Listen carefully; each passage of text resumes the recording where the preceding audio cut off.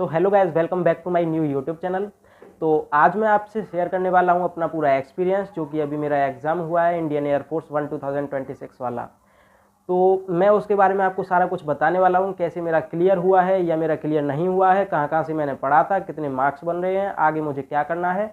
आप भी मेरे साथ अपनी जर्नी को शेयर कर सकते हो और मेरे साथ ही पढ़ सकते हो आगे। तो पहले मैं अपने बारे में कुछ इंट्रोडक्शन देना चाहता हूँ। I have completed my 10th and 12th from UP board. Simply 10th तक तो मैंने हिंदी मीडियम किया था, 11th से मैंने इंग्लिश मीडियम यूपी बोर्ड से ही किया था।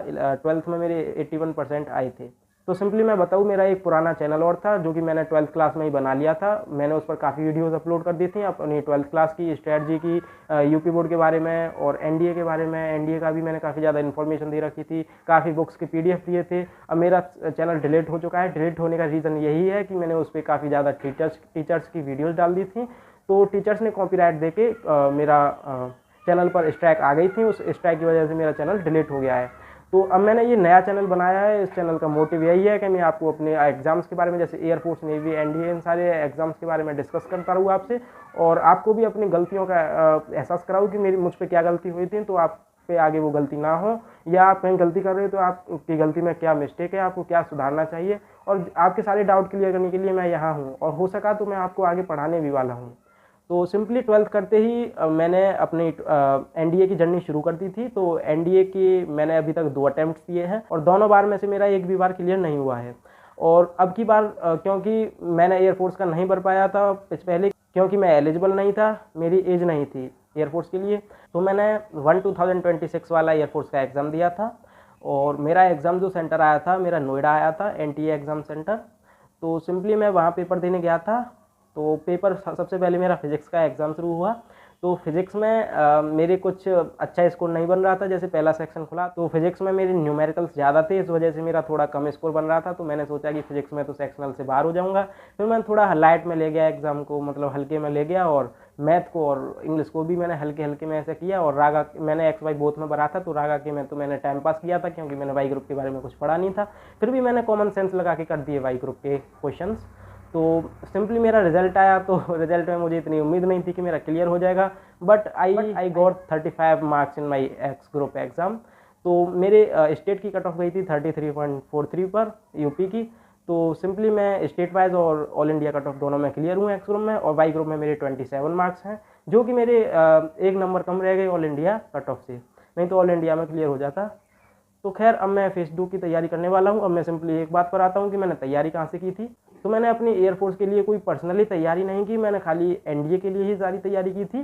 फिजिक्स भी मैंने एनडीए के लिए ही 10th तक की पढ़ी थी, और जो 11th-12th में सिलेबस कंप्लीट कर रखा था बोर्ड्स के लिए, वो मेरा पहले का ही था। फिजिक्स के लिए मैंने कुछ ट्रिकी क्वेश्चन जो हर बार रिपीट होते हैं एयरफोर्स में, वो किए थे। जैसा कि कुछ मैंने क्लासेज ली थी उत्कर्ष डिफेंस जो चैनल है यूट्यूब पर, उन पर एक सर पढ़ाते हैं काफ़ी, वो भी अच्छा पढ़ाते हैं काफ़ी। तो उनकी मैंने एक मैराथन थी, उसमें से कुछ क्वेश्चंस करे थे, और कुछ उन्होंने टॉपिक्स कर रखे हैं, और कुछ इंपॉर्टेंट टॉपिक्स उन्होंने बताए थे, वो मैंने कवर कर लिए थे। और मैंने एनालाइज किया था पिछले साल के एग्जाम्स को कि कौन कौन से चैप्टर से ज़्यादा क्वेश्चन आ रहे हैं या कौन से टॉपिक में से रिपीट क्वेश्चन हो रहे हैं। तो फिजिक्स में मुझे बहुत कम आता था, तो उसी की हेल्प से मैंने 13 क्वेश्चन अटैम्प्ट किए थे, और मेरे 7 नंबर फिजिक्स में बन रहे हैं। और मैथ में भी सिंपली मैंने ऐसे ही 16 क्वेश्चन किए थे, और 16 क्वेश्चन मेरे मैथ में करेक्ट है। आप मेरा रिजल्ट भी देख सकते हो स्क्रीन पर। और मैं आपको मैथ की सिंपली बताऊँ तो मैथ में मैंने क्या किया था कि एक बुक आती है एनडीए के लिए हमारी, आर.एस. Agarwal NDA NA. तो मैं उसको एनडीए के लिए नहीं, मैं उसको बताऊंगा आपको कि एयरफोर्स के लिए वो बुक ज़्यादा इंपॉर्टेंट है, क्योंकि एनडीए में क्या है कि उसमें बुक में काफ़ी ज़्यादा इजी क्वेश्चन दे रखे हैं, जो कि एयरफोर्स के लिए बिल्कुल फिट बैठते हैं। एनडीए में उससे थोड़ा ऊपर का लेवल आता है।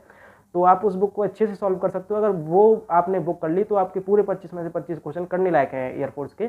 और मैं भी उस पर भी 25 में से 23 क्वेश्चन करने लायक थे मेरे पेपर में जो आए थे, पर मेरा टाइम बहुत कम पड़ गया था, कुछ मैंने मोटिवेशन डाउन हो गया था मेरा फिजिक्स के पेपर की वजह से, इसलिए मेरे कम नंबर बने थे।